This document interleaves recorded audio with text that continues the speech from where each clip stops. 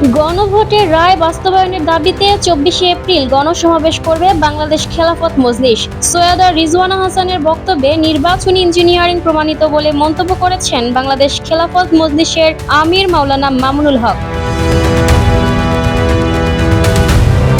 মাওলানা মামুনুল হক বলেছেন, সদ্য সমাপ্ত ত্রয়োদশ জাতীয় সংসদ নির্বাচনকে কেন্দ্র করে যেসব অভিযোগ ও তথ্য সামনে আসছে তা প্রমাণ করে এই নির্বাচন ছিল পরিকল্পিতভাবে ইঞ্জিনিয়ারিং করা একটি নির্বাচন। তিনি বলেন, নির্বাচন পরবর্তী সময়ে অন্তর্বর্তী সরকারের সাবেক উপদেষ্টা সৈয়দা রিজওয়ানা হাসান ইসলামী দলগুলোকে ইঙ্গিত করে গণমাধ্যমে স্বীকার করেছেন যে তারা এ ধরনের কোনো দলকে মূল ধারায় আসতে দেননি। এই বক্তব্য কার্যত নির্বাচনকে প্রভাবিত করার একটি বৈঠকি সিদ্ধান্তের স্বীকারোক্তি।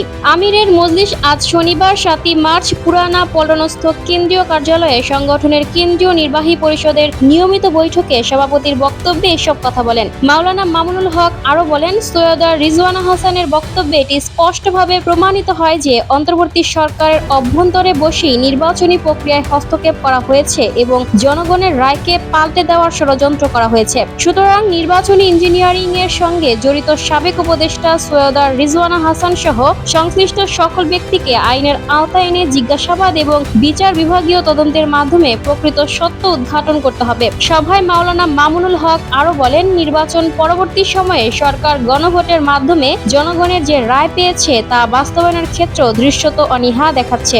জনগণ যখন গণভোটে একটি নির্দিষ্ট সিদ্ধান্তের পক্ষে মত দিয়েছে, তখন তা বাস্তবায়নের উদ্যোগ নেওয়ার পরিবর্তে আদালতের দিকে দায় ঠেলে দেওয়া হচ্ছে। এমনকি গণভোট বাতিলের লক্ষ্যে হাইকোর্টে রিট দায়ের ঘটনাও জনমতের প্রতি অবজ্ঞা এবং 24শে ছাত্র জনতার গণঅভ্যুত্থানের চেতনার পরিপন্থী। জনগণের রায়কে সম্মান না করে আইনি জটিলতার আড়ালে তা বিলম্বিত বা বাতিল করার চেষ্টা গোটা জাতিকে রাজপথে নেমে আসতে বাধ্য করবে। তিনি ঘোষণা করেন, গণভোটের রায় বাস্তবায়নের দাবিতে আগামী 24শে এপ্রিল রাজধানী সোহরাওয়ার্দী উদ্যানে বাংলাদেশ খেলাফত মজলিস একটি গণসমাবেশের আয়োজন করবে। পতিত শেখ হাসিনার পরিণতি স্মরণ করিয়ে দিয়ে সরকারের উদ্দেশ্যে তিনি বলেন, অবিলম্বে গণভোটের রায় বাস্তবায়ন করতে হবে এবং জনগণের ভোটাধিকার নিয়ে যারা ছিনিমিনি খেলেছে ও নির্বাচনকে প্রভাবিত করতে প্রশাসনিক বা রাজনৈতিক ষড়যন্ত্রে যুক্ত হয়েছে, বিচার বিভাগীয় তদন্তের মাধ্যমে তাদের নাম প্রকাশ করে জাতির সামনে আনতে হবে। অন্যথায় দেশের নির্বাচন ব্যবস্থার উপর জনগণের আস্থা পুনঃপ্রতিষ্ঠা করা সম্ভব হবে না।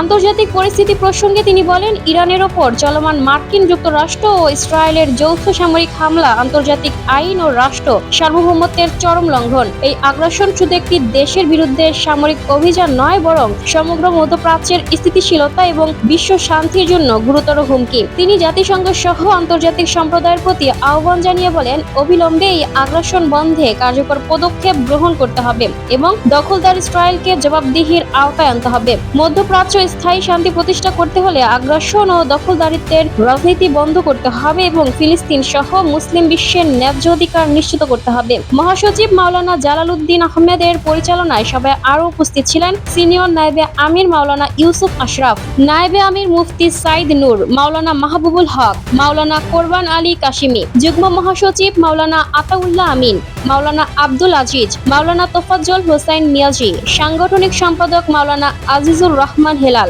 মাওলানা আবুল হাসনাত জালালি, মাওলানা মুহাম্মদ ফয়সাল, মাওলানা আবু সাইদ নোমান, মাওলানা হেদায়েতুল্লাহ হাদি, প্রশিক্ষণ সম্পাদক মাওলানা জহিরুল ইসলাম, বায়তুল মাল সম্পাদক মাওলানা ফজলুর রহমান, প্রকাশনা সম্পাদক মাওলানা হারুনুর রশিদ ভুইয়া, অফিস সম্পাদক মাওলানা রুহুল আমিন খান, আইন বিষয়ক সম্পাদক মাওলানা শরীফ হোসাইন, প্রচার সম্পাদক মাওলানা হাসান জুনাইদ, সহ বায়তুল মাল সম্পাদক কারি হোসেন আহমদ, নির্বাহী সদস্য মাওলানা আব্দুস সোবহান, মাওলানা আব্দুল মুমিন, মাওলানা সানাউল্লাহ আমিনী, মাওলানা সাব্বির আহমদ, মাওলানা রাকিবুল ইসলাম, মাওলানা মুর্শিদুল আলম সিদ্দিক প্রমুখ।